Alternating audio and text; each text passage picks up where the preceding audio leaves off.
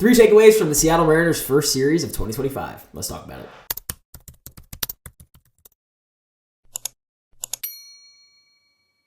So what felt like a pretty painful weekend, the Seattle Mariners still ended up pulling out 2 wins from this series against the Oakland A's. Against the Sacramento A's. So I guess in today's video, we're going to discuss 3 key takeaways that we kind of got from the first 4 games of the season. And at the end of the day, this isn't anything absolutely crazy because it is only the first 4 games of a 162 game season. But there is definitely a few takeaways that Seattle Mariners fans had felt from this series. So let's start off with number 1. And number 1 is something that makes me extremely happy because I'm very much on the side of a bounce back season in 2025, and that is Jorge Polanco. As we know, the biggest question for Jorge Polanco in 2025 was would he be able to come back and be healthy and kind of get back to his normal Jorge Polanco form. And this past weekend, he definitely showed some signs. While defense was still a little bit questionable from an offensive perspective, that knee definitely looks healthy. Polo only played in 3 games this series. He did not play in the game yesterday where the Seattle Mariners won 2-1. But he did get 11 plate appearances in which he was 5 for 10 with 4 singles and a home run, as well as 3 RBIs. So 5 hits in 3 games for Polo is definitely a great sign, even though, again, still a long way to go. But he definitely did not start off this hot last season, and it is great to see him kind of look healthy again. I mean, he is hitting home runs out to basically dead center, which was an absolute moonshot in the first game on opening day. And he absolutely just carried the Mariners to that win on opening day where they won 4-2. So it was great for Jorge to come back, especially on the first day where realistically Jorge Polanco is very much betting on himself in this season because he could have gone to, New York, he could have gone to Houston where he probably would have been much better from a batting perspective, but he decided to come back to Seattle even though obviously it was more money.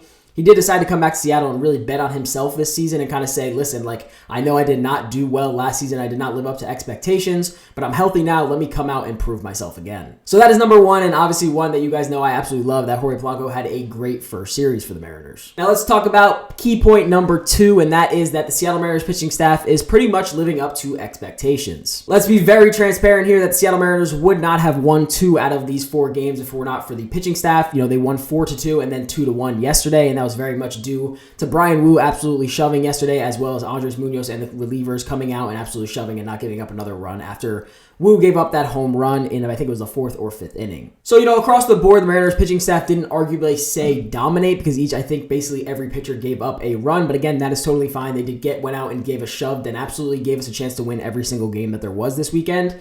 In terms of where they rank league-wise, they had a 7.99 K per 9. This is across just starting pitchers, not relievers. The one thing that was noticeably a little bit high for them, especially because they're not very much like this, is their walk per 9, which is at a 2.28, which is pretty much up there for them. Usually they're pretty consistent in terms of staying below that 2 number, but it did seem they struggled a little bit with that this weekend.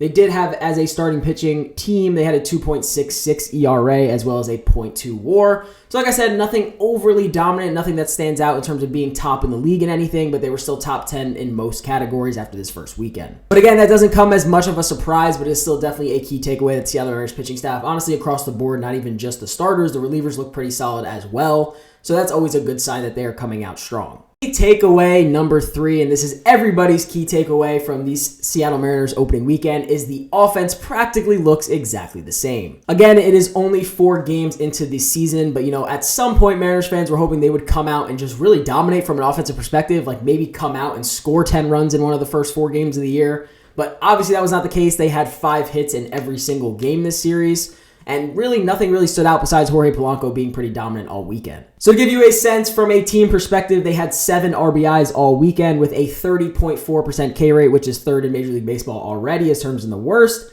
They did have a pretty high walk rate at an 11.9%, a team batting average of 175, a WRC plus as a team of 74, and a F-WAR of 0. So it is fair to say that Seattle Mariners offense did not come out and get people excited in terms of fans. They just really came out and did exactly what they've been doing for the past year and a half, is just kind of come out and be completely mediocre. Again, very small sample size, but there was only 3 players this weekend who had a batting average over 200. Everybody else was well below 200 batting average. And those 3 people were Miles Mastrobuoni, who got one plate appearance and had 1 hit, Jorge Polanco, who has a 500 batting average after his 11 plate appearances, and then Demo does have a 333 batting average after 7 plate appearances. I mean, the most painful statistic coming out of it is that, your most dominant guys who you really need to rely on to win baseball games did not come out showing much this weekend at all. Randy Arozarena had an 83 batting average. Cal Raleigh had an 83 batting average. J.P. Crawford had a 91 batting average. Ryan Bliss had a 111. Garver 125. Julio 167. So, these are important pieces to this lineup who really did not come out and show too much opening weekend. Now, I will say Mitch Garver and Randy Arozarena got 2 home runs snagged away from them yesterday from the wind.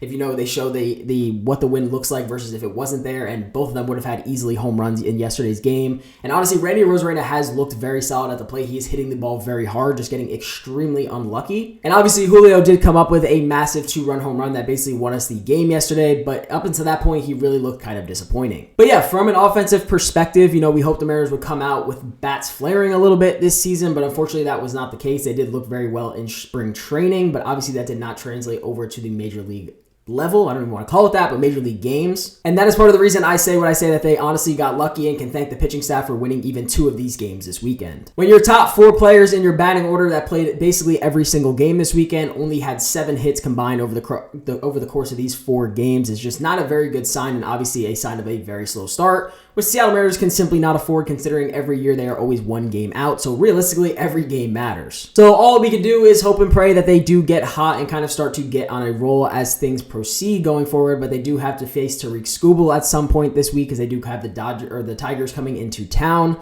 So we will see how that goes. But really, that is the main 3 takeaways that I would say from this weekend. And obviously, one kind of just out there that I'd like to talk about is Ryan Bliss has looked very comfortable. I think he does have a lot of potential. He didn't show too much at the plate, but defensively he was fantastic. On the base paths, he was fantastic. So really good to see those bright spots from him, and hopefully he continues to just get more reps. But please let me know what your guys' main takeaways from this weekend were. I'd love to hear your guys' input. Hopefully the Mariners can keep rolling. They are 2-2 to start the season. Not a fantastic start, but they did get the job done in those 2 games that they needed. Otherwise, I hope you guys did enjoy the video, and I'll see you guys in the next one. Peace out.